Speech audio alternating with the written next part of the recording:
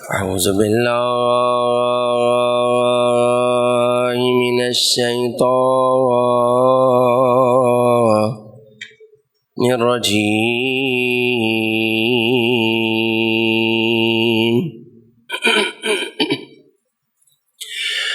بسم الله الرحمن الرحيم. الحمد لله رب العالمين. الحمد لله كما هو أهله، والصلاة والسلام على سید المرسلین وخاتم النبیین ابی القاسم محمد. اللهم صل علی وعلى أهل بيته الطيبين الطاهرين المعصومين،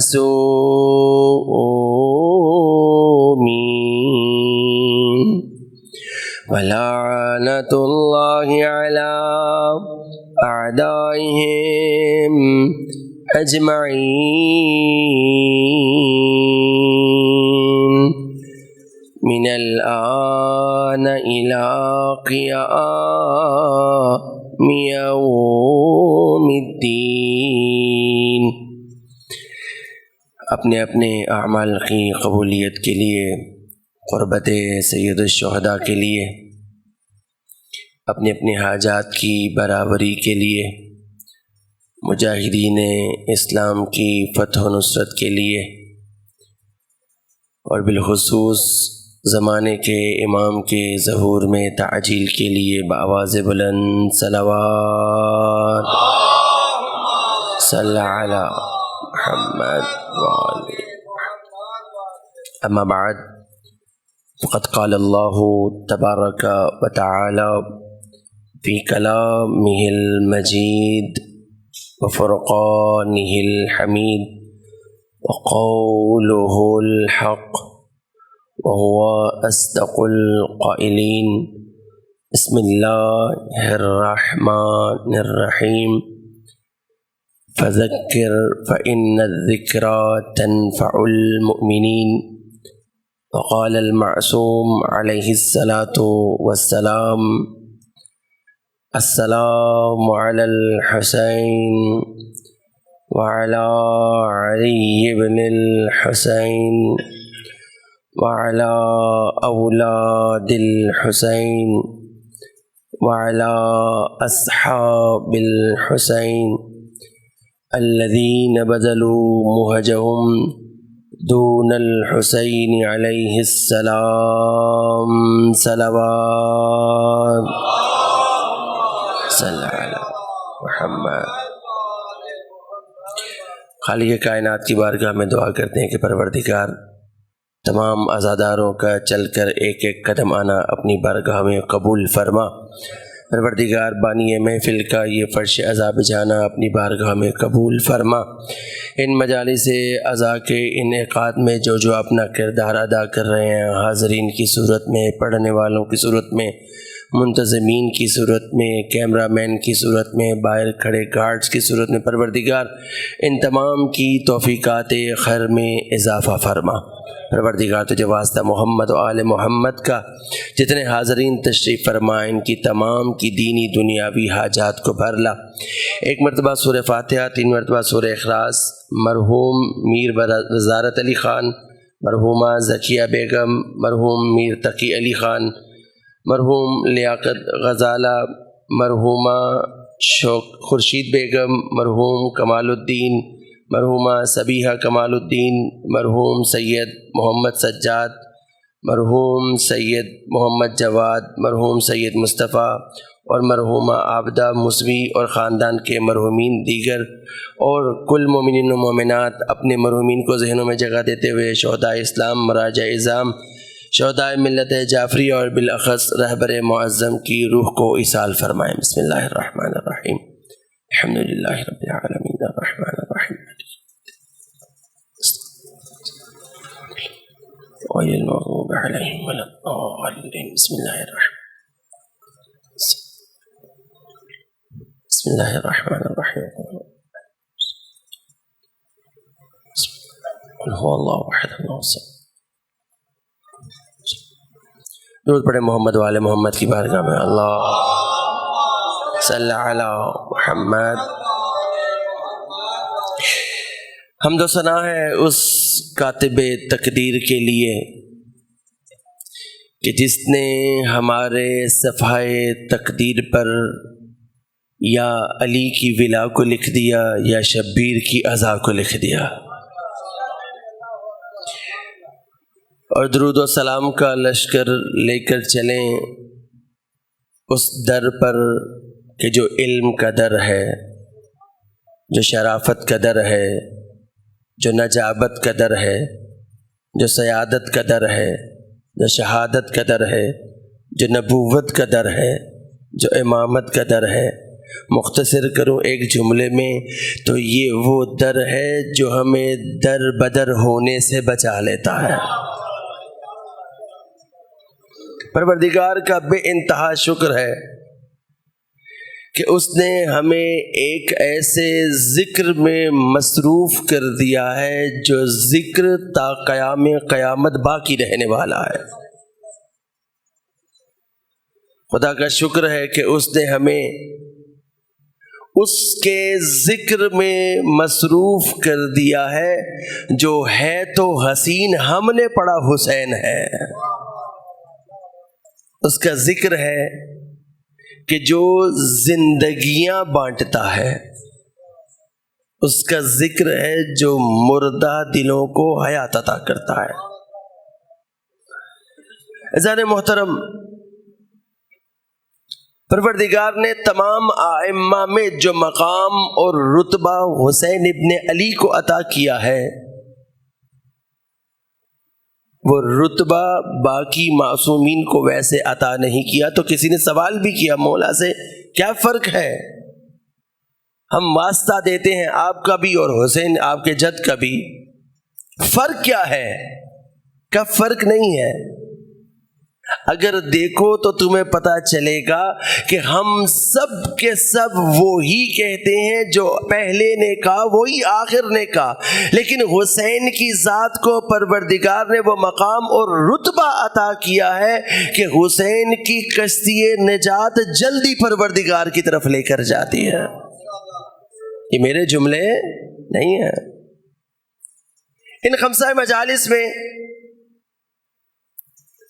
عموماً اس ممبر پہ میں کوشش کرتا ہوں کہ کوئی ایسا موضوع جو میں نے محرم یا سفر میں پڑھا ہو نہ پڑھوں، لیکن اس دفعہ پرپزلی یہ کام کرنے لگا ہوں، اور اس کے پیچھے چند حقائق ہیں جو آخری مجلس میں انشاءاللہ آپ کے گزار کرنے کی کوشش کروں گا۔ یہ جو ہم زیارت عاشورہ پڑھتے ہیں، یہ کیا ہے؟ کہ میں روایت پڑھ رہا تھا کہ اگر کوئی شخص ایک دفعہ زیارت عاشورہ کی تلاوت کرتا ہے تو پروردگار 40 دنوں کے لیے اسے مستجاب الدعوات بنا دیتا ہے۔ یہ زیارت عاشورہ کیا ہے؟ مصباح المتہجد کی روایت ہے، شیخ الطائفہ شیخ طوسی علیہ الرحمہ نے اس کو اپنی کتاب میں ذکر کیا، اور پھر اسی کتاب سے آگے مفاتیح الجنان میں شیخ عباس قمی نے نقل کیا ہے۔ صفوان بن جمال کی روایت ہے کہ آیا فرزند رسول کے پاس اور آ کر پوچھا کہ مولا یہ بتائیے کہ جو زیارت عاشورہ آپ نے تعلیم دی ہے، کیا یہ آپ کے الفاظ ہیں؟ کہا نہیں، یہ الفاظ میرے نہیں ہیں، سمعت عن جدی، میں نے اپنے جد سے سنا ہے، یعنی میں نے اپنے بابا سے سنا، انہوں نے اپنے بابا سے، انہوں نے اپنے بابا سے، انہوں نے حسین ابن علی سے، حسین ابن علی نے اپنے بھیا حسن مجتبی سے، حسن مجتبی نے علی مرتضیٰ سے، علی مرتضیٰ نے رسول خدا سے، اور رسول خدا کہتے ہیں کہ جبرائیل نے آ کر مجھے بتایا، یعنی منشأ پروردگار یہ ہے کہ جب آپ اور میں زائر حسین بن کر ذریعہ حسین کے سامنے کھڑے ہوں تو اپنے الفاظ میں سلام نہ کریں، بلکہ منشأ پروردگار یہ ہے کہ زائر حسین جب ذریعہ حسین کے سامنے کھڑے ہو تو میرے الفاظ میں کہے السلام علیکہ یا ابا عبداللہ۔ کیوں؟ پروردگار تہذیب سکھلا رہا ہے کہ جب تم جا کر کھڑے ہو ذریعہ حسین ابن علی پر تو اپنے الفاظ استعمال نہ کرنا، ان الفاظ کے ذریعے تم حسین پر سلام کرنا۔ ذرا توجہ تو کیجئے، یہ زیارت عاشورہ ہم پڑھتے ہیں، اتنی مجرب ہے، اتنی مجرب ہے، حتیٰ بعض عرفاء یہ کہتے ہیں کہ اگر تم کہیں پھنس جاؤ، کہیں گرداب میں آ جاؤ، کہیں پریشانی میں آ جاؤ، تو اگرچہ کہ تم پوری زیارت عاشورہ نہ پڑھ سکو، صرف حسین ابن علی پر سلام کرو، پروردگار تمہیں اس گرداب سے نکال دے گا۔ لیکن ایک دفعہ توجہ تو کیجئے، میں زیارت عاشورہ پڑھتا ہوں، کیا وجہ ہے؟ میرا کام نہیں ہوتا۔ میں زیارت عاشورہ تو پڑھتا ہوں، میں گرداب سے نہیں نکل پاتا۔ میں زیارت عاشورہ تو پڑھتا ہوں، لیکن میرے قلب پر وہ کیفیت متجلی نہیں ہوتی کہ میرا رخ حسین ابن علی کی طرف ہو سکے۔ میں پڑھتا ہوں زیارت، اتنی تیزی کے ساتھ زیارت عاشورہ پڑھتا ہوں، اور پھر اتنی ہی تیزی کے ساتھ میں 2 رکعت نمازیں زیارت امام حسین بھی پڑھ لیتا ہوں، لیکن زیارت عاشورہ کے اسرار میرے قلب پر متجلی کیوں؟ کلام میں نے آپ کو بتایا، کلام عام کلام نہیں، معصوم کا بھی کلام ہوتا تو بڑی بات تھی، پروردگار کا کلام ہے۔ جب کلام پروردگار کا ہے اور معصوم کے ذریعے ہم تک پہنچا ہے تو اس کا مطلب یہ ہوا کہ کلام میں کسی قسم کی کوئی کمی بیشی موجود نہیں ہے۔ پھر معاملہ کہاں ہے؟ پھر معاملہ کہاں ہے؟ اس کا مطلب ہے کہ میں کہیں نہ کہیں زیارت کے معنی اور مفہوم کو سمجھ نہیں پا رہا۔ ایک شخص آیا معصوم کے پاس تو کہا، بتا تو نے میرے جد حسین کی زیارت کی ہے مہینے میں 1 دفعہ؟ کہا نہیں مولا۔ کہا مہینے میں 2 دفعہ؟ کہا نہیں۔ کہا تو نے میرے جد کے ساتھ جفا کی ہے؟ کہا 6 ماہ میں 1 دفعہ؟ کہا نہیں مولا۔ کہا تو نے میرے جد کے ساتھ جفا کی ہے؟ کہا 9 ماہ میں 1 دفعہ؟ کہا نہیں مولا۔ کہا تو نے میرے جد کے ساتھ جفا کی ہے؟ کہا سال میں 1 دفعہ؟ کہا ہاں مولا، سال میں 1 دفعہ آپ کے جد حسین کی زیارت کرتا ہوں۔ اب جب معصوم نے کچھ نہیں کہا تو سوال کیا، کہا مولا آپ نے مجھے جفاکار کیوں کہا؟ یہاں مدینے میں رہتے ہوئے میرے لیے ممکن نہیں کہ میں ہر روز زیارت حسین کے لیے کربلا چلا جاؤں، حتیٰ مہینے میں 1 دفعہ بھی میرے لیے ممکن نہیں ہے۔ جانے کا سفر بہت زیادہ ہے، آنے کا سفر بہت زیادہ ہے، اور آپ نے پہلے مجھ سے پوچھا کہ تو نے آج دن میں میرے جد حسین کی زیارت کی ہے، مولا ایسا کیوں؟ میرے پاس تو اتنے اسباب بھی نہیں ہیں کہ میں ہر روز منہ اٹھا کے چلا جاؤں، اور ہر روز جانا بھی میرے لیے ممکن نہیں ہے۔ کہا تو زیارت کے معنی کو سمجھ نہیں پایا، تو معنی زیارت کو سمجھ نہیں پایا کہ فرزند رسول کیا مطلب؟ کیا میں بغیر جائے بھی حسین کو سلام کر سکتا ہوں؟ کہا تو بغیر جائے بھی حسین ابن علی کو سلام کر سکتا ہے؟ کہا مولا کیسے؟ کہا ننگے آسمان کے نیچے جا، دائیں دیکھ، پھر بائیں دیکھ، پھر رخ کر کربلا کی طرف اپنا ہاتھ اٹھا اور میرے جد حسین کو سلام کر، پروردگار تیرے نامہ اعمال میں زائر حسین ہونے کا ثواب لکھ دے گا۔ توجہ کیا آپ نے؟ اس کا مطلب کیا ہے کہ وہ جو زیارت کا مفہوم میں سمجھ رہا ہوں، معصوم بتلا رہے ہیں کہ زیارت کا مفہوم وہ نہیں ہے جو تم سمجھ رہے ہو۔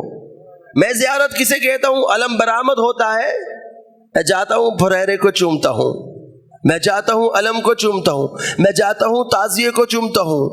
وہ لوگ جو جاتے ہیں زیارات کے لیے عاشور پر یا اربعین پر، وہ بتاتے ہیں کہ مولانا اس دن خاص 10 محرم کو یا 20 سفر کو مشکل ہوتا ہے کہ ہم ذریعہ حسین پر جا کر اپنے آپ کو لپٹا لیں۔ جب تک یہ کام نہیں کرتے تب تک ہمارے دل کو چین اور سکون نہیں ملتا۔ کیوں؟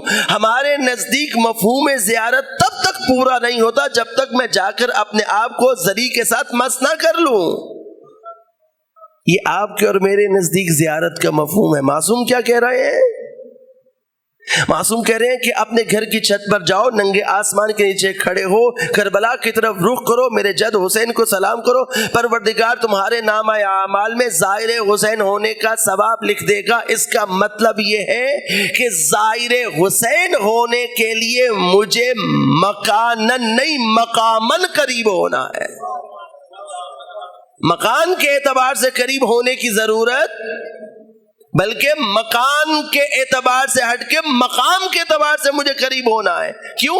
اس وقت بھی کتنے ہی لوگ کربلا میں موجود ہوں گے، موجود تو کربلا میں ہوں گے، لیکن ان کا حسین ابن علی سے کوئی رشتہ، اور ایسا بھی ممکن ہے کہ کوئی عزادار اس فرش عزا پر بیٹھا ہو لیکن حسین کے اتنے قریب ہو کہ یہاں پر بیٹھ کر سلام کرے، وہاں سے حسین کا جواب آ جائے۔ اس کا مطلب ہے کہ میں زیارت کے مفہوم کو سمجھ نہیں پایا۔ زیارت کا مفہوم کیا ہے؟ توجہ کیجئے گا، اٹھائیے ڈکشنری کو، المنجد میں کہا کہ یہ زور سے نکلا ہے۔ زور کا مطلب کیا ہے؟ عدول کرنا، پیچھے ہٹ جانا، نفرت کی حد تک پیچھے ہٹ جانا۔ یہ 4 معنی ڈکشنری میں زور کے درج کیے ہیں اور اسی سے زیارت نکلا ہے۔ تو اگر ہم یہاں پر اس کی تطبیق کریں تو کیا بنتا ہے؟ میں جا رہا ہوں حسین کے قریب، میں جا رہا ہوں ذریعہ حسین ابن علی کو لپٹنے کے لیے، میں جا رہا ہوں زیارت کے مفہوم کو پورا کرنے کے لیے، لیکن زیارت کا مفہوم ڈکشنری میں مجھے یہ بتایا جا رہا ہے کہ پیچھے ہٹنا، عدول اختیار کرنا۔ تو یہ کیسے ممکن ہے؟ جب تک میں ذری پہ جا کر لپٹ نہ جاؤں مفہوم زیارت پورا نہیں ہوتا۔ تو مجھے عدول کس چیز سے کرنا ہے؟ توجہ کیجیے گا، ہم جب جاتے ہیں زیارت کے لیے، کھڑے ہو گئے ذریعہ حسین پر، کیا دعا کرتے ہیں؟ ہماری دعائیں کیسی ہوتی ہیں؟ پروردگار مجھے بیٹا عطا کر، پروردگار گھر کی رینوویشن کروانی ہے، پیسے دے دے، پروردگار حسین کے صدقے میں بیٹی دے دے، پروردگار حسین کے صدقے میں 10 مرلے کا گھر ہے، جامعۃ المنتظر میں مجلس نہیں کروانا چاہتا، گھر میں کروانا چاہتا ہوں، حسین کی عزا کے لیے 1 کنال کا گھر دے دے۔ ایسی دعائیں نا ہماری، ایسی دعا مانگتے ہیں نا۔ مجھے بتائیے کہاں کھڑے ہیں؟ حسین کے در پر کھڑے، حسین کے در پر ہیں، لیکن ابھی تک میں اپنی ذات سے باہر نکلنے کا سفر طے نہیں کر سکا۔ کھڑا حسین کی در پر ہوں اور میں اپنی ذات کے اندر اتنا ضم ہوں کہ میں حسین سے کہہ رہا ہوں مجھے یہ دے دے، مجھے یہ دے دے، مجھے یہ دے دے، مولا یہ دے دے، مولا یہ دے دے۔ اس کا مطلب یہ نہ سمجھیے گا کہ میں وہابی شیعہ ہو گیا ہوں، حسین سے نہیں مانگنا چاہیے یا حسین عطا نہیں کرتے۔ مسئلہ یہ ہے کہ میں ابھی تک اپنی ذات سے باہر نکل نہیں پایا. جب میں اپنی ذات سے ہی باہر نہیں نکل پایا تو میں حسین کی زیارت کیسے کر پاؤں گا؟ توجہ کیجئے گا، تھوڑا سا مشکل ہے. آج تمہیدی مجلس ہے اور آپ میرے مزاج سے کسی حد تک آشنا بھی ہیں. پہلی مجلس میری ایسی ہی ہوتی ہے، لیکن تمہید بن جائے گی، تمہیدیں استوار ہو گئیں تو اگلے مطالب آپ تک پہنچنا آسان ہو جائیں گے. ایک دفعہ درود پڑھے محمد و آل محمد پر، صلی علی محمد. پھر مجھے کیا کرنا ہے؟ مجھے عدول اختیار کرنا ہے ان تمام چیزوں سے جن چیزوں سے حسین نے اپنے آپ کو دور کیا ہوا ہے. مجھے ان تمام چیزوں سے دوری اختیار کرنی ہے جن چیزوں سے حسین ابن علی نے دوری اختیار کی ہوئی ہے، اور اپنے آپ کو ذات حسین ابن علی میں اس طرح سے ضم کر دینا ہے کہ اب زیارت پر آنے کے بعد مجھے حسین کے علاوہ کوئی دکھائی نہ دے. یہ ہے معنی زیارت. میں تو زیارت کا معنی ہی کچھ اور سمجھ بیٹھا تھا. میں نے تو ابھی تک اپنی ذات سے عدول نہیں کیا تو حسین ابن علی کے اندر کیسا ضم ہو جاؤں گا؟ ہمارے ہاں فقہ میں ایک جاری پانی ہے، آب مطلق ہے، ایک آب مضاف ہے. جاری پانی کی خصوصیت کیا ہے؟ توجہ کیجئے گا. جاری پانی کی خصوصیت کیا ہے؟ جاری پانی میں اگر ایک بوند، ایک قطرہ نجس چیز کا چلا جائے تو جاری پانی کی خصوصیت یہ ہے کہ جاری پانی نجس نہیں ہوتا. دریا کا پانی، سمندر کا پانی، یہ آب جاری ہے. ان کی خصوصیت یہ ہے کہ اگر ایک قطرہ نجاست کا اس کے اندر چلا جائے تو جاری پانی کبھی بھی نجس نہیں ہوتا، بلکہ الٹا جاری پانی کو آپ نے جب یہ قطرہ حوالے کر دیا تو اس سے اگر آپ مانگے کہ لاؤ مجھے وہ نجس قطرہ واپس دے دو تو جاری پانی آپ سے کہے گا کہ وہی نجس قطرہ تمہیں واپس نہیں کر سکتا، اس لیے کہ وہ نجس قطرہ اپنی ذات میں ضم کر کے اب میں نے اس کو نجس نہیں رہنے دیا بلکہ پاک کر دیا ہے. اب آئیے ہم نے اپنے آپ کو آب جاری حسین ابن علی میں اس طرح سے ضم کر دینا ہے کہ اے مولا میں وہ نجس قطرہ ہوں کہ جس کے اوپر زمانے کی پلیدگیاں غالب آ گئی ہیں. اب یہ نجس قطرہ آ کر آب جاری حسین ابن علی میں اس طرح سے ضم ہونا چاہتا ہے کہ مولا میرے اوپر سے زمانے کی نجاستوں کو ہٹا دیجئے.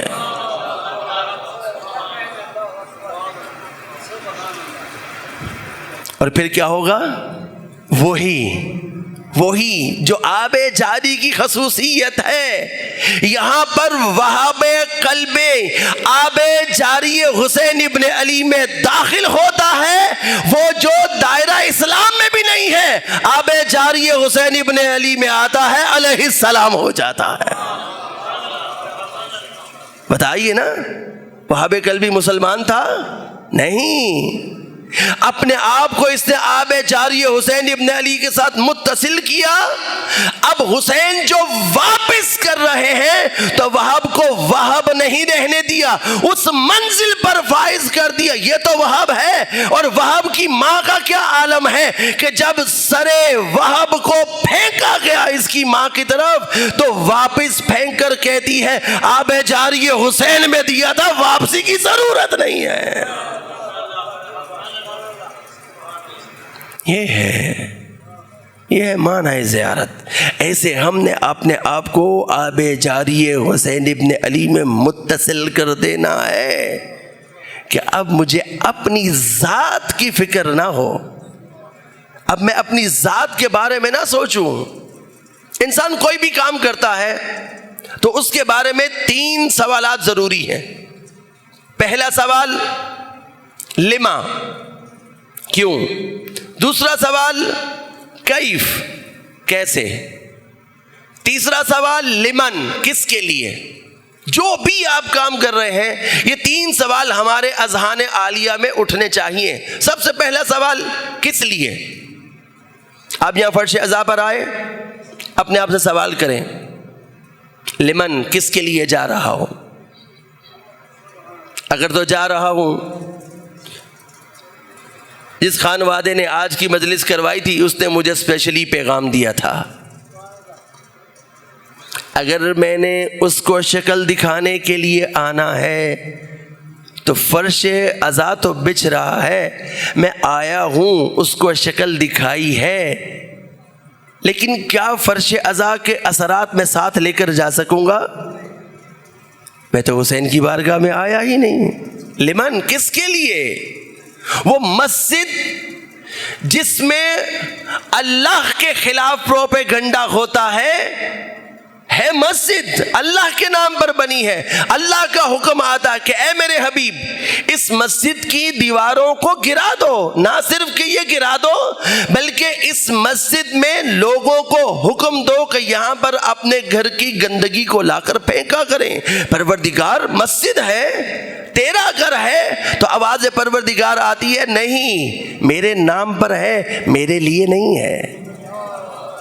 اور مقابل میں ایک اور مسجد ہے کہ جس مسجد میں آج بھی کوئی حاجی، کوئی عمرہ کرنے والا جا کر 2 رکعت نماز ادا کرتا ہے، پروردگار ایک مقبول عمرے کا ثواب عطا کرتا ہے۔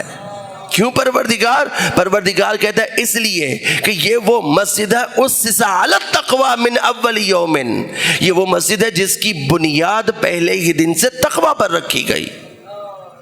مجھے سوچنا ہے میں کس لیے آ رہا ہوں، میں یہ زیارت کس لیے پڑھ رہا ہوں، میں مجلس عزا پر کس لیے جا رہا ہوں، کس کے لیے جا رہا ہوں؟ پہلا سوال لمن، دوسرا سوال لما، کیوں؟ اس لیے کہ میری کوئی حاجت پوری ہو جائے، اس لیے کہ لوگ مجھے کیا کہیں کہ یہ بھی عزادار ہے، بڑا پکا نمازی ہے، جامعہ میں نماز پڑھتا ہے، اس کے بعد مجلس میں بھی آتا ہے، 20 سفر تک مسلسل مجالس اٹینڈ کرتا رہا ہے، اس لیے نہ مجھے اپنے سے سوال کرنا ہے کہ آیا میری نیت میں وہ ہے کہ جو میرے عمل کو قبول کر کے اس کی تمام تر نقائص کو دور کرنے کے بعد روز محشر مجھے اس کا بہترین صلہ عطا کر سکے؟ تیسری چیز، پہلی چیز لمن، کس کے لیے، دوسری چیز لما، کیوں، تیسری چیز جو کہ سب سے اہم ہے، اکثر ہم جو اعمال انجام دیتے ہیں اگر ہم یہ 3 سوالات اپنے آپ سے کرتے جائیں، چاہے وہ بوڑھا ہو، بچہ ہو، جوان ہو، تو آپ یقین رکھیں ہمارے موبائل کا استعمال کم ہو جائے گا۔ آج کل سب سے بڑی بیماری، چھوٹا ہو بڑا ہو بچہ ہو، بیماری کیا ہے؟ موبائل۔ گھر میں دادا ابو ہیں، مجلس پہ نہیں جا سکتے تو دادا کے سرہانے پہلے کیا رکھا جاتا تھا؟ اب وہ بیان کرنے لگوں تو وقت گزر جائے گا۔ آج کیا رکھا جاتا ہے؟ موبائل، تاکہ جب دادا اٹھیں وہ اپنے آپ کو اکیلا محسوس نہ کریں اور ان کا انگوٹھا بھی اپنے موبائل پر ریل دیکھتے ہوئے چلتا چلا جائے۔ ہم ایسی بیماری میں اس وقت مبتلا ہونے لگے ہیں، بلکہ ہو چکے ہیں، کہ جس کا اگر آج ہم نے سد باب نہ کیا تو ہماری نسلیں تباہی کی طرف چلتی چلی جائیں گی۔ لہذا یہ 3 سوال ہر کام سے پہلے اپنے لیے کرنے ضروری ہے۔ ایک دفعہ درود پڑھے محمد وآل محمد پر صلی اللہ علیہ۔ ہم چلے گئے زیارت کے لیے۔ زیارت کا معنی مجھے سمجھ میں آ گیا۔ زیارت کر کے واپس آئے تو ہماری باتیں کیا ہوتی ہیں؟ بین الحرمین میں بیٹھے ہوئے تھے، کیا ہوائیں چل رہی تھی، وہاں پر بہترین منظر تھا، سبز لائٹیں، کمال، 2 محرم کو لائٹیں بدلنے کا منظر تھا، عجیب منظر تھا، دل چیر دینے والا منزل تھا۔ پھر کیا ہوا؟ پھر یہ ظاہر ہم سب، مجھ سمیت، یہ ہمارے بیانات ہوتے ہیں، ابو الفضل اللباس کے روزے پر گئے، کیا ہوا چل رہی تھی، کیا قالین بچھے ہوئے تھے، کیا فانوس تھا، عباس کی شہنشاہیت جلال زری سے ٹپک رہا تھا. یہ وہ جو بہت شدید مومن ہوتے ہیں نا. پھر ہم اس کے بعد حسین بادشاہ سرکار کے پاس گئے. پھر کیا بات ہے، بادشاہ کی زری تھی. کیا کرنے گئے تھے؟ حسین کی زیارت کے لیے. ایسے ہی ہے. کر کے کیا آئے؟ ٹائلوں کی زیارت، قالین کی زیارت، فانوس کی زیارت، بین الحرمین بیٹھ کے ٹھنڈی ہوائیں. ہم تو حسین سے ملنے کے لیے گئے تھے. ہم تو اپنے آپ کو آب جاری حسین ابن علی کے ساتھ منسلک کرنے گئے تھے. کر کے کیا آئے؟ قالین کی زیارت، فانوس کی زیارت، ٹائلوں کی زیارت، وہ ایئر کنڈیشن جو چاروں طرف جس سے ہوا آتی ہے اس کی زیارت. میں تو مفہوم زیارت کو سمجھ ہی نہیں پایا. نتیجہ کیا ہے؟ نتیجہ یہ ہے کہ جب حسین کی بارگاہ میں کھڑا ہوتا ہوں تو مجھے سمجھ ہی نہیں آتی کہ اتنی بڑی بارگاہ میں میں چھوٹی چھوٹی دعائیں مانگ رہا ہوں. 4 چیزیں کوئی بھی کام کریں. زیارت کے لیے جانا ہے، سب سے پہلے زائر. دوسری چیز وہ مزار، وہ زری. تیسری چیز مزور، وہ صاحب قبر حسین ابن علی جس کی زیارت کے لیے جا رہا ہوں. اور چوتھی چیز جو اس سب کے نتیجے میں مجھے حاصل ہوتی ہے وہ کیا ہے؟ زیارت. توجہ، زائر، مزار، مزور یعنی وہ صاحب قبر، اور آخری چیز وہ جو زیارت مجھے حاصل ہوتی ہے. آپ کو پیاس لگی ہے، آپ کیا ہیں؟ پیاسا. گلاس آپ نے پکڑ لیا، پیاس بجھ جائے گی؟ نہیں، جب تک کہ پانی نہ پی لوں. اور اس کے بعد مجھے جو کیفیت حاصل ہوگی وہ کیا کہ میری پیاس بجھ گئی ہے. توجہ، کوئی بھی کام کرے. آپ بھوکے ہیں، آپ کو کھانا کھانا ہے تو آپ کیا ہے؟ بھوکے. کھانا کیا کرے گا؟ آپ کی بھوک کو مٹائے گا. تیسرا کام وہ چیز، وہ روٹی، وہ سالن جو آپ کھائیں گے. اور چوتھی چیز جو آپ کو حاصل ہوگی کیا کہ آپ کا پیٹ بھر گیا. مجھے بتائیں کہ ان دونوں مثالوں میں اگر آپ نے ہاتھ میں پلیٹ پکڑ لی آپ کا پیٹ بھر جائے گا بغیر کھائے؟ اگر آپ نے ہاتھ میں گلاس پکڑ لیا بغیر پانی پیے آپ کی پیاس بجھ جائے گی؟ نہیں. تو مجھے یہ بتائیے کہ آپ اور میں زیارت کے لیے گئے، میں زائر بھی بن گیا، میں حسین کی زری کو چوم بھی آیا، کیا میری ملاقات حسین ابن علی سے ہو گئی؟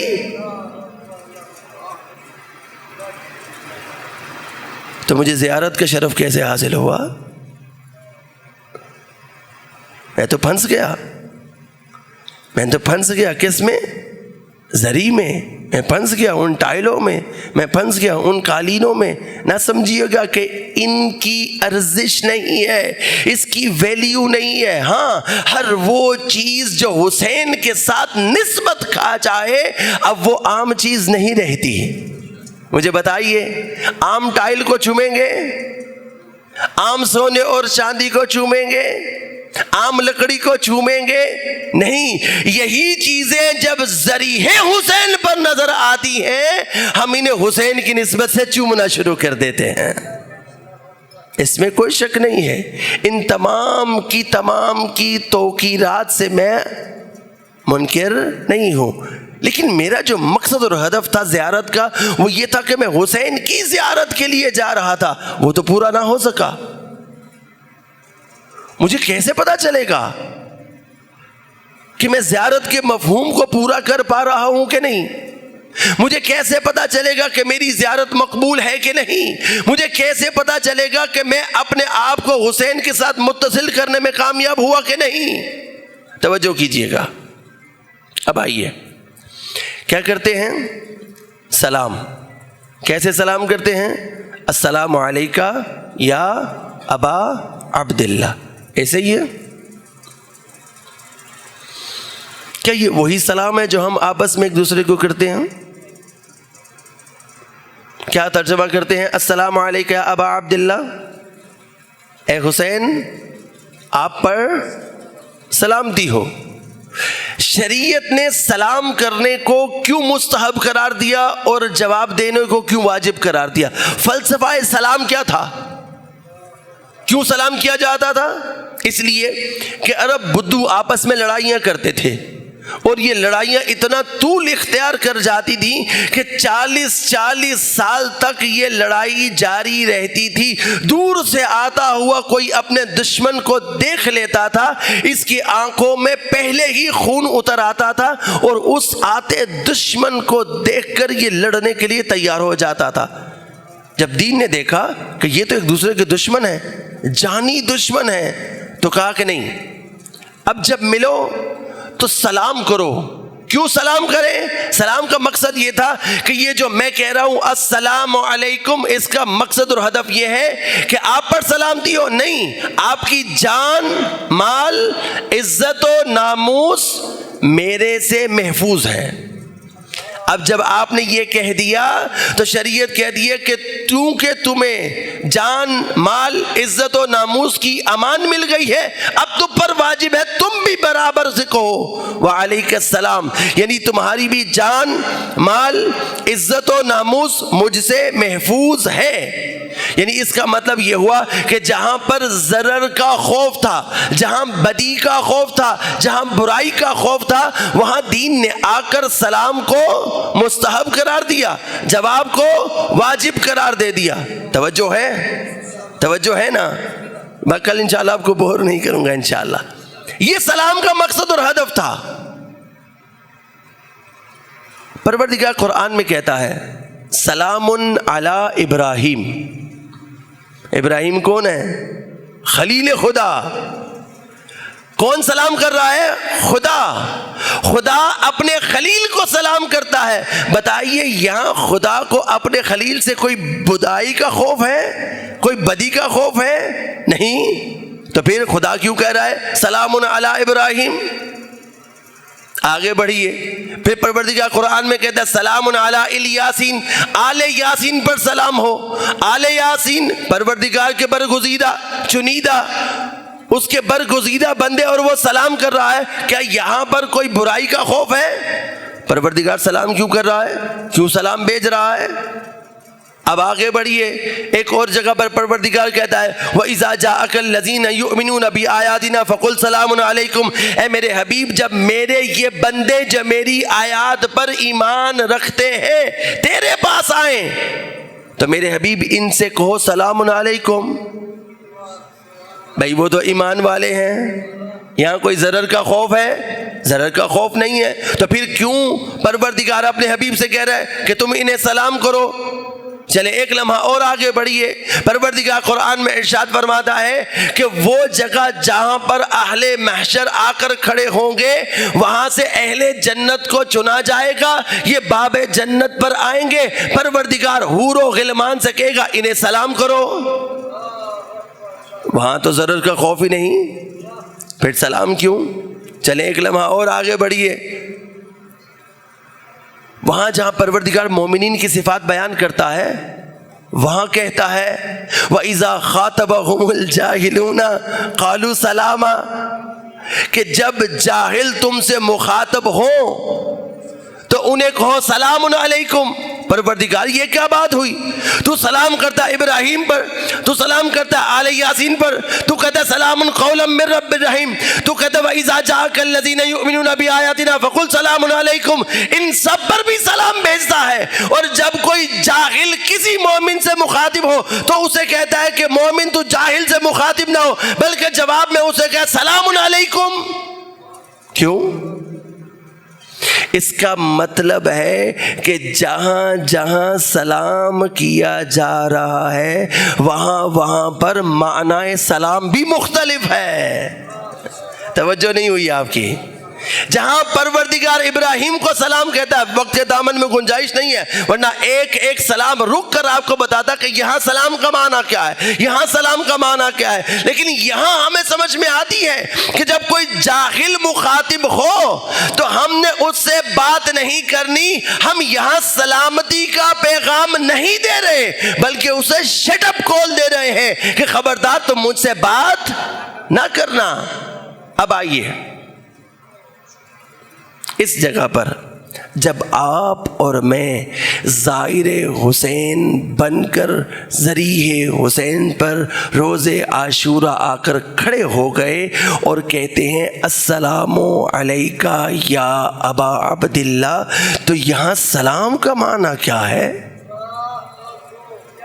اور قریب کرو، وہ حسین، توجہ کیجیے گا، وہ حسین کہ جس کے صدقے میں پروردگار سلامتیاں بانٹتا ہے، میں اس سے جا کر کہوں آپ پر سلامتی ہو؟ وہ حسین جو خود مجسم سلامتی ہے، میری حیثیت ہے کہ میں اس حسین سے جا کر کہوں کہ مولا آپ پر سلام ہو؟ وہ جو مجھے سلامتی بانٹتا ہے، مجھ سمیت کل کائنات کو سلامتی بانٹتا ہے، میری کیا مجال کہ اس کو سلامتی دوں؟ اس کا مطلب ہے کہ معنی سلام مختلف ہے۔ اسی لیے میں زیارت عاشورہ تو پڑھتا ہوں، لیکن چونکہ میں معنی سلام سے غافل ہوں، میرے دل کے تار حسین اپنی علی کے ساتھ نہیں جڑ پاتے ہیں، چونکہ معنی سلام مجھے پتہ ہی نہیں ہے۔ اب یہاں معنی سلام کیا ہے؟ آئیے، پروردگار قرآن میں کہتا ہے کہ نماز تم پر واجب ہے، ہم نے نماز پڑھی، روزہ تم پر واجب ہے، ہم نے روزہ رکھا، زکوٰۃ تم پر واجب ہے، نصاب کے مطابق جس پر زکوٰۃ واجب تھی اس نے دے دی، خمس تم پر واجب ہے، جس نے نہیں دی انشاءاللہ یہاں وعدہ کرے کہ خمس ضرور نکالوں گا، ہم نے خمس ادا کی، امر بالمعروف کرتے ہیں، نہیں عزم منکر کرتے ہیں، تولا کرتے ہیں، تبرع کرتے ہیں۔ صحیح ہے پروردگار، یہ ساری کی ساری عبادات تو نے ہم پر قرار دی ہیں، کیا پروردگار بھی یہ ساری عبادات کرتا ہے؟ جواب ہے جی نہیں، پروردگار کو عبادت کی ضرورت نہیں ہے، ہم اس کی عبادت کرتے ہیں۔ وہ کس پروردگار کے سامنے جا کے عبادت کرے گا؟ وہ تو خود لائق پرستش ہے، لائق عبادت ہے، اس لیے ہم اس کی عبادت کرتے ہیں۔ لیکن جب پروردگار کہتا ہے کہ اے مومنو آگے بڑھو، یہ در اہل بیت ہے، مودت کا حق ادا کرو اور اس در پر جھک کر سلام کرو، تو پروردگار جب ہمیں یہ حکم دیتا ہے تو کہتا ہے رک جاؤ۔ وہ پروردگار جو ساتھ آ کے نماز نہیں پڑھتا، وہ پروردگار جو ساتھ آ کے روزہ نہیں رکھتا، وہ پروردگار جو ساتھ آ کے حج نہیں کرتا، وہ پروردگار جو فروعات دین میں ہمارے ساتھ شریک نہیں ہوتا، جیسے ہی ہم در اہل بیت کا رخ کرتے ہیں آواز پروردگار آتی ہے ان اللہ و ملائکتہ یصلون علی النبی، ٹھہر جاؤ، اکیلے نہ جانا، میں بھی آ رہا ہوں، میرے ملائکہ بھی آ رہے ہیں۔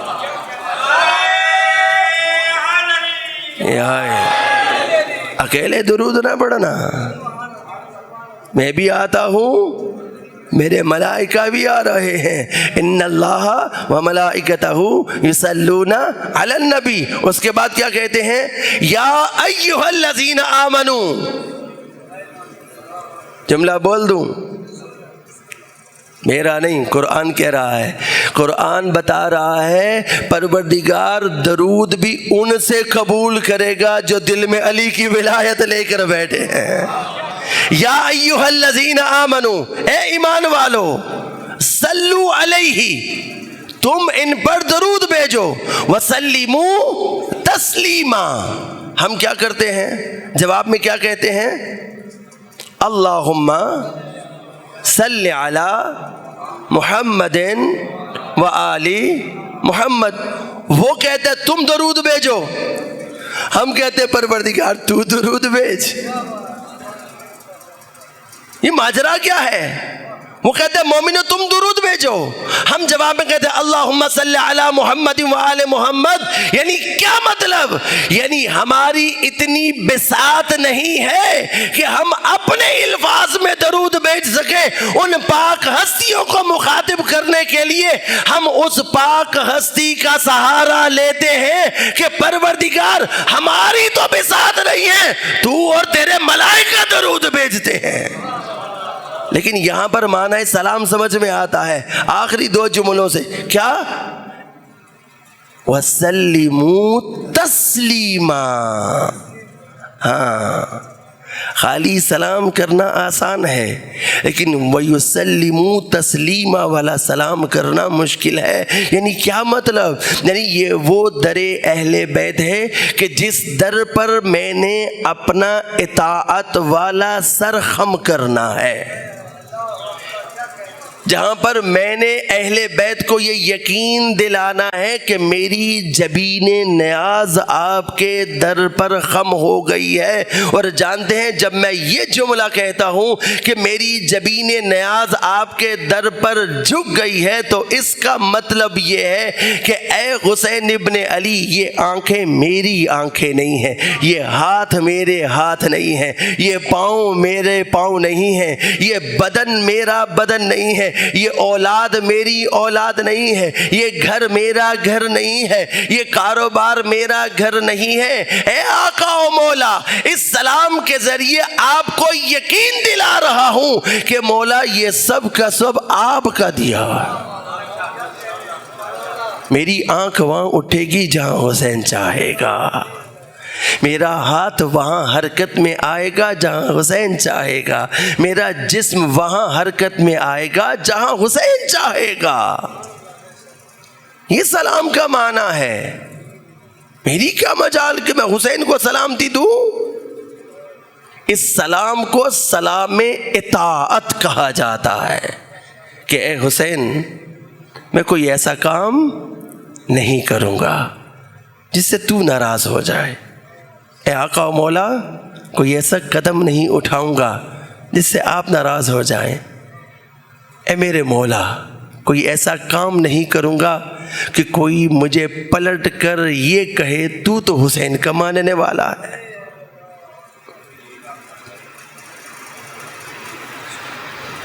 ایسا سلام جب میں حسین ابن علی پر کروں گا، یہ سلام مجھے چین سے سونے نہیں دے گا. پھر کربلا میں جا کر میں اپنے ہوٹل کا رخ نہیں کروں گا، ہر وقت در حسین پر پڑا رہوں گا. یہ عام سلام تو ہمیں ہر چیز سے مبرہ کر سکتا ہے، لیکن سلام اطاعت ہمارے گلے میں اطاعت کا توق ڈالتا ہے، ایسا توق جو ہمیں اطاعت کے لیے در حسین پر لے کر آیا ہے. بس عزاداروں، کوشش کریں گے کہ زیارت عاشوراء کے وہ اسرار اور رموز کہ جن سے ہم آشنا نہیں ہیں، ان بقیہ 4 ایام میں وہ آپ کی سماعتوں کو ہدیہ کر سکوں. اس زیارت عاشوراء کا خلاصہ کیا ہے؟ توحید اس میں ہے، نبوت اس میں ہے، امامت اس میں ہے، معاد کا ذکر اس میں ہے. ان سب کے ساتھ اس پوری زیارت عاشوراء میں پروردگار نے ہمیں ظاہر حسین بنا کر 12 دعائیں منگوائی ہیں. یہ میرا موضوع ہے. وہ 12 دعائیں، وہ مانگنے کا سلیقہ جو پروردگار نے ہمیں زیارت عاشوراء کے ذریعے سکھلایا ہے، وہ کیا ہے؟ اور ایک کام اور کیجئے گا، آج جب گھر جائیں تو مومن کی علامات میں سے ایک یہ ہے کہ وہ حسین ابن علی پر ہر روز سلام بھیجتا ہے. ایسے ہی ہے. آج جب گھر جائیں تو زیارت عاشوراء کو ایک دفعہ کھولیے اس انداز سے کہ آپ اس کے اندر وہ 12 دعائیں ڈھونڈنے کی کوشش کریں. وہ 12 دعائیں بالآخر کون سی ہیں تو آپ کو پتہ چلے گا، آپ اس نتیجے پر پہنچ پائیں گے کیا کہ وہ حسین جو اتنا بڑا مقام اور رتبہ رکھتا ہے کہ اگر کسی مردہ دل پر نظر کرم حسین ابن علی پڑ جائے تو حسین اس مردہ دل کو حیات جاویدانی عطا کرتے ہیں. اتنی بڑی بارگاہ میں جب پروردگار کی منشا یہ ہے کہ میں سلام اس انداز میں کروں تو اس کی منشا یہ ہے کہ اتنی بڑی بارگاہ میں یہ 12 دعائیں مانگوں. میں دیکھوں تو صحیح اتنی بڑی بارگاہ میں میں بالآخر مانگ کیا رہا ہوں.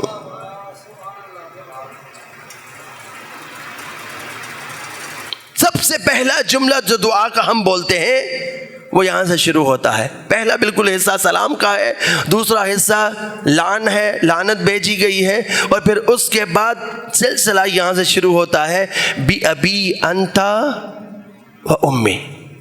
کیا مطلب؟ ہم یہ جملہ بولتے ہیں لیکن اس جملے کے اسرار اور رموز سے واقف بڑا آسان ہے. اے مولا میرے ماں اور باپ آپ پر قربان.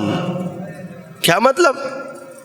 یعنی میں اصل میں بطور زائر حسین ابن علی جب اس زری پر آ کر کھڑا ہو گیا ہوں تو میں مولا سے کھڑا ہو کر یہ کہہ رہا ہوں کہ اے آقا و مولا, اس روئے زمین پر پروردگار کی دی ہوئی سب سے بڑی نعمت اگر میرے پاس کوئی ہے تو وہ یہ ماں اور باپ ہیں. اے حسین, یہ بڑی بڑی نعمتیں بھی تجھ پر قربان کرنے کے لیے آیا. میں دیکھوں تو صحیح میں کہہ کیا رہا ہوں, میں دیکھوں تو صحیح میں کس بارگاہ میں کھڑا ہوں, میں توجہ تو کروں میں مانگ کیا رہا ہوں. ادھر سے ہم زیارت عاشورہ پڑھتے ہیں, حسین ابن علی کو سلام کرتے ہیں, ادھر سے ہمارا رخ جیسے ہی پلٹتا ہے ہم پھر آ کر اس جگہ پر کھڑے ہو جاتے ہیں جہاں زیارت عاشورہ پڑھنے سے پہلے کھڑے تھے. ہمیں وہ اطاعت والا سلام یاد نہیں آتا. ہمیں کربلا جا کر, مجھے آپ بتائیے نا, جو پہلی دفعہ کربلا جاتا ہے اس کی کیفیت کیا ہوتی ہے؟ آپ جانتے ہیں, زیادہ تر زائرین یہاں پر تشریف فرما ہیں. جیسے ہی زائر کربلا کی سرزمین پر وارد ہوتا ہے اور دور سے حسین کا گنبد نظر آتا ہے, زائر کے دل کی کیفیت بدل جاتی ہے. کیوں؟ اس لیے کہ یہ پہلی دفعہ آیا ہے, اور وہی زائر جب 10ویں دفعہ آ رہا ہوتا ہے کیوں اس کی وہ پہلی دفعہ والی کیفیت ایجاد نہیں ہو پاتی؟ اس لیے کہ میں کھڑا ہو کر صرف کتاب پڑھتا ہوں, السلام علیک یا ابا عبداللہ, میں وہ اطاعت والا سلام کرنے میں کامیاب نہیں ہوتا. نتیجہ کیا ہے؟ نتیجہ یہ ہے کہ میں ہر روز زیارت عاشورہ پڑھتا ہوں لیکن میرے کام جو کہ تو ہیں, میرے کام حل نہیں ہوتے, میرے مسائل حل نہیں ہوتے, میری مشکلات دور نہیں ہوتی. جب تک میں اپنے آپ کو آب جاری حسین ابن علی میں اس طرح سے ضم نہیں کر پاؤں گا کہ جس طرح سے حسین کے حبیب نے کر دیا, جس طرح حسین کے زہیر نے کر دیا, تب تک میں زائر حسین کی منزل پر اس طرح سے نہیں آ سکوں گا. اور مولا نے یہ بات واضح کر دی کہ زیارت کے لیے ضروری نہیں ہے کہ میں اٹھ کے کربلا جاؤں گا تو ہی میں زائر حسین ابن علی بن سکوں گا, بلکہ یہ واضح کر دیا. کیا؟ ایک بڑے مجتہد تھے, اللہ اکبر, چھٹی دی انہوں نے 40 سے 3 دن پہلے. مشہد میں درس خارج دیا کرتے تھے اور حال ہی کا واقعہ ہے, زیادہ دور کی بات نہیں ہے. اپنے طلاب سے کہا کہ اس دفعہ چاہتا ہوں کہ زائر حسین ابن علی بنوں, میں بھی زیارت کے لیے کربلا جانا چاہتا ہوں, لہٰذا تمہیں 3 دن کی چھٹی ہے. ان طالب علموں میں 2 طالب علم افریقہ سے تھے. استاد چلے گئے، ان دونوں طالب علموں نے وہ 3 دن گزارے امام رضا کے روضے پر۔ استاد واپس آئے 21 صفر کو، اور 22 صفر کو پہلا درس پڑھانے کے لیے اپنی جگہ پر موجود تھے۔ توجہ کیجئے گا، ادھر سے دیر نہیں ہے، دیر ہماری طرف سے ہے۔ ہم اپنے آپ کو تیار نہیں کر پا رہے، ہم اپنے آپ کو زائر کی منزل پر نہیں لے جا پا رہے۔ استاد 22 صفر کو اپنی جگہ پر بیٹھ کر درس پڑھا رہا ہے، سارے کے سارے طلاب موجود ہیں۔ درس مکمل ہوا، جیسے ہی درس مکمل ہوا استاد نے ان 2 طالب علموں کو مخاطب کیا، کہا کہ میری بات سن کر جانا۔ سب طالب علم چلے گئے، یہ دونوں طالب علم آ کر بیٹھ گئے۔ کہا استاد کیا ہوا؟ آپ زیارت کر آئے، سفر بخیر ہوا؟ ہاں الحمدللہ سفر تو اچھا گزرا، لیکن ایک بات بہت عجیب ہوئی۔ کہا کیا ہوا؟ کہا کہ تم نے میری شکایت آقا و مولا علی ابن موسیٰ رضا سے لگائی ہے؟ کہا آقا نہیں، ایسی تو کوئی بات نہیں، کوئی شکایت نہیں لگائی، کوئی ایسی بات نہیں کی۔ کہ کچھ تو ایسا کہا ہے۔ کہا ہاں، آپ نے 3 دن پہلے چھٹی دے دی، ہمارے پاس یہاں کرنے کے لیے کچھ نہیں تھا، ہمارے پاس اتنے پیسے نہیں تھے کہ ہم جائیں، اور ہم جس ملک سے تعلق رکھتے ہیں ہمارا دل ہے کہ ہم اپنی تعلیم جلدی مکمل کریں اور واپس پلٹیں تاکہ تشیع کا یہ پیغام اپنے علاقوں میں جا کر پھیلا سکیں۔ ہمارے پاس اتنا وقت نہیں۔ صرف امام سے ایک جملہ کہا کہ مولا دیکھے نا، ہم علوم محمد و آل محمد سیکھنے کے لیے یہاں آپ کے در پر بیٹھے ہیں، اور ہمارا استاد آپ کے جد حسین کی زیارت کے لیے کربلا چلا گیا ہے۔ کہا یہی شکایت تھی۔ کہا کیا ہوا آقا؟ کہا جب میں کربلا میں وارد ہوا، ذریعہ حسین پر پہنچا اور اپنے دونوں ہاتھوں کو ذریح میں ڈالا تو سلام کیا، مجھے سلام کا جواب آتا تھا، سلام کا جواب نہیں آیا۔ میں گریہ کرتا رہا، مولا کیا غلطی ہوئی؟ ایسا کیا ہوا کہ میرے کانوں پر پردہ آ گیا ہے؟ ایسا کیا ہوا؟ کیا میری زبان سے کوئی ایسی چیز سرزد ہوئی؟ کئی گھنٹے میں وہاں گریہ کرتا رہا۔ رات کو واپس آرام کے لیے آیا، لیکن بے چین تھا۔ صبح کی نماز سے پہلے میری آنکھ لگی، اب خواب میں دیکھا کہ حسین ابن علی تشریف فرما ہے، دائیں جانب ایک ہستی کھڑی ہے جس کے بازو نہیں ہے۔ میں نے آقا و مولا سے کہا مولا میں رات سے بے چین ہوں، آپ کی ذریعہ پر آ کر سلام کیا تھا، اس دفعہ آپ نے میرے سلام کا جواب نہیں دیا۔ کہا میرے زائر، تو ہمارے علوم پڑھاتا ہے نا، تجھے چاہیے تھا تو وہاں بیٹھ کر ہمارے علوم ہمارے چاہنے والوں تک پہنچاتا۔ کہا مولا بڑا عرصہ ہو گیا، آپ کی زیارت کے لیے نہیں آ سکا تھا، اس لیے اس دفعہ آ گیا۔ کہا اگلے سال سے تو میری زیارت کے لیے نہ آنا۔ کہا مولا یہ کیسے ہو سکتا ہے؟ کہا جب تک زندہ رہنا تم کربلا نہ آنا۔ کہا مولا یہ کیسی بات ہے کہ میں آپ کی زیارت کے بغیر کیسے رہ سکوں گا؟ کہا تم وہاں بیٹھ کر درس پڑھانا، میں حسین آ کر تیری زیارت کے لیے آؤں۔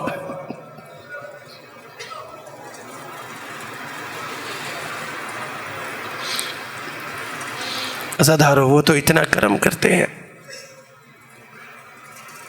کیا شرط رکھی مولا نے؟ کہا تم اپنی ڈیوٹی کو صحیح نبھانا، میں حسین چل کے تمہاری زیارت کے لیے آؤں گا۔ میں کہاں ہوں؟ دیکھو تو صحیح، میں کہاں گم ہو گیا ہوں؟ حسین تو مجھے تلاش کر رہے ہیں، میں اپنی جگہ پر انہیں مل نہیں رہا، جس دن میں اپنی جگہ پر آ جاؤں گا مجھے یہی رہتے ہوئے حسین کی زیارت ہو سکتی ہے۔ سزاداروں، آپ اور میں سلام کرتے ہیں نا، یہ سلام پروردگار کا سکھایا بزبان معصوم ہے، السلام علیک یا ابا عبداللہ، السلام علیک یا ابن رسول اللہ، السلام علیک یا ابن امیر المؤمنین۔ لیکن جانتے ہو آپ کے اور میرے زمانے کا امام حسین کو کیسے سلام کرتا ہے؟ آئیے، یہ مولا کا پہلا سلام ہے، السلام علی الرأس المرفوع، اس سر پر سلام ہو جو نوک نیزہ پر بلند ہو گیا تھا، اس جسم پر میرا سلام ہو جس کے اعضاء کو اس کے جسم سے جدا کر لیا گیا تھا۔ اجرکم علی اللہ، اجرکم علی اللہ۔ جانتے ہو اگلا سلام کیا ہے؟ سلام کرتے ہیں اپنے بابا پر، اپنے جد پر، سلام ہو میرے اس جد حسین پر جس کی رگوں کو اس خنجر سے کاٹا گیا جسے شمر نے کند کر دیا تھا۔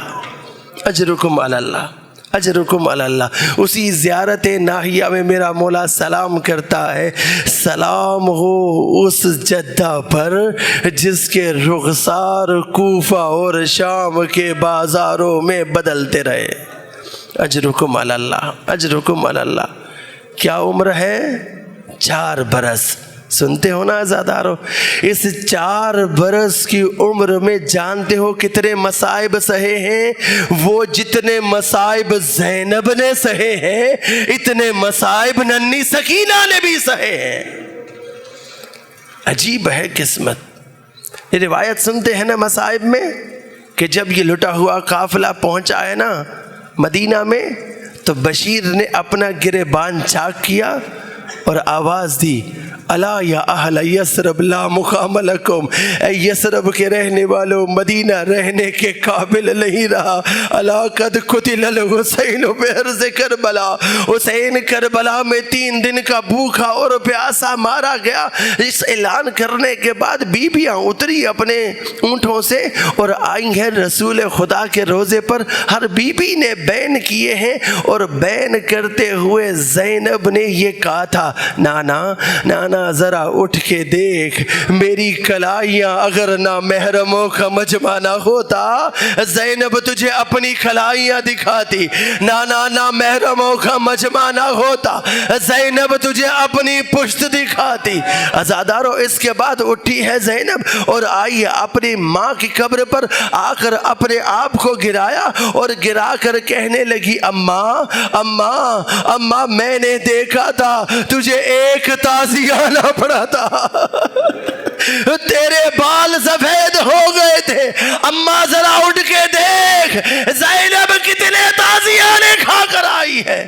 لیکن عزادارو، ایک جملہ اور کہنا چاہتا ہوں، میرا دل کہتا ہے اگر سکینہ زندہ رہ جاتی، وہ آتی اپنی دادی کے قبر پر تو آ کر کہتی، دادی دادی تجھے ایک تماچا پڑا تھا، آ کر دیکھ سکینہ کتنے تماچے کھا کر آئی ہے۔ اجرکم علی اللہ، اجرکم علی اللہ، اجرکم علی اللہ۔ ایک روایت پیش کرنا چاہتا ہوں، علامہ قبلہ اظہر حسن زیدی صاحب اس روایت کو بیان کرتے تھے، روایات عزا میں موجود ہے کہ جب یہ لٹا ہوا قافلہ پہنچا ہے نا دربار ابن زیاد میں تو پہلی دفعہ سکینہ نے اپنی بابا کا سر دیکھنا تھا۔ اس نے پوچھا، من انتی، تو کون ہے؟ سکینہ بولی ہے لیکن عزادارو اس کی آواز نہیں آئی۔ دوبارہ سوال کیا، بتا من انتی، تو کون ہے؟ دوبارہ سکینہ بولی ہے لیکن جواب نہیں آیا۔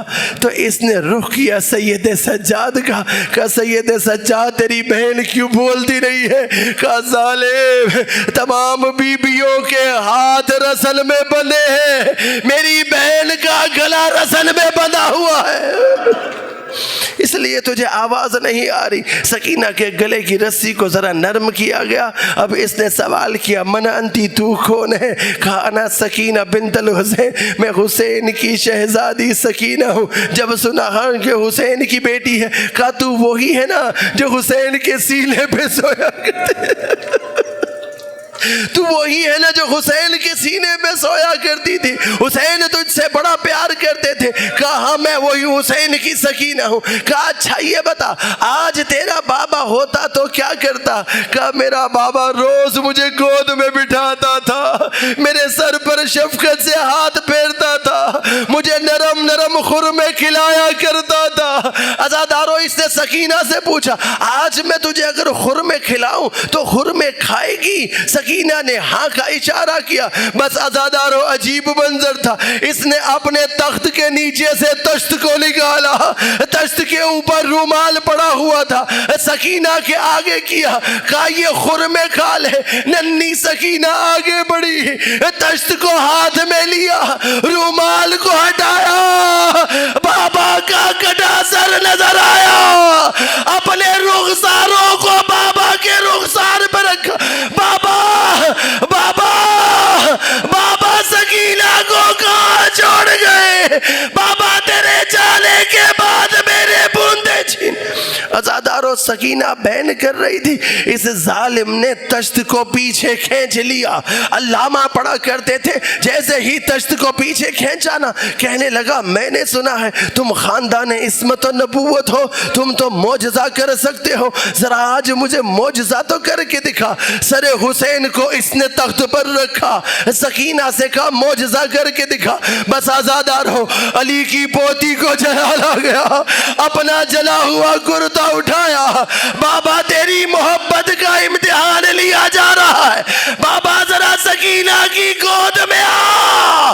بس آزادار ہو، سر حسین بلند ہوا، سکینہ کی گود میں آیا، اپنے لبوں کو حسین کے لبوں پر رکھ دیا۔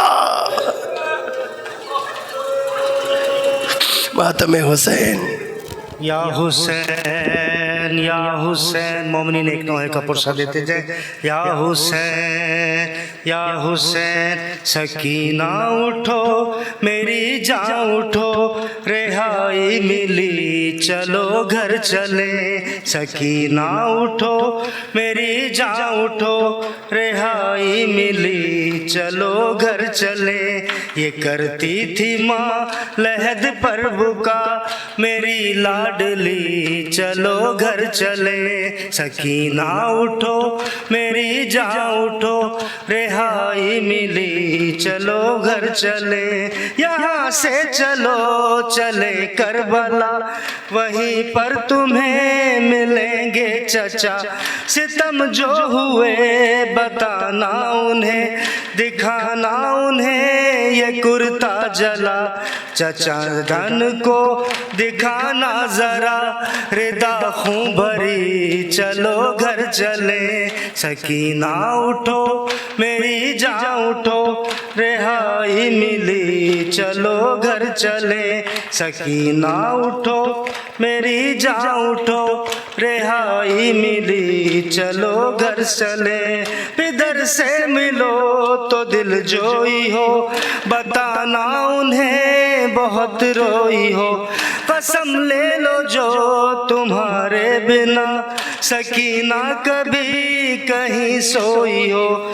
لحد جب ملے تجھے باپ کی تو کہنا یہی، چلو گھر چلیں۔ سکینہ اٹھو میری جان اٹھو، رہائی ملی چلو گھر چلیں۔ سکینہ اٹھو میری جان اٹھو، مزار نبی لرز جائے گا بہن جب تیری کرے گی بکا۔ کہاں ہے چچا کہاں ہے پدر، کہاں ہے بتا برادر میرا، سنانا اسے یہ روداد غم یہ بے بسی، چلو گھر چلیں۔ سکینہ اٹھو میری جان اٹھو، رہائی ملی چلو گھر چلیں سکینہ اٹھو میری جاں اٹھو بتانا انہیں سبھی سختیاں ملی کس قدر تجھے جھڑکیاں ہماری ردا لٹی کس طرح چھنی کس طرح تیری بالیاں بتانا انہیں بجھی کس طرح تیری تشنگی چلو گھر چلیں سکینہ اٹھو میری جاں اٹھو رہائی ملی چلو گھر چلیں سکینہ اٹھو میری جاں اٹھو رہائی ملی چلو گھر چلیں بر محمد و آل محمد صلوات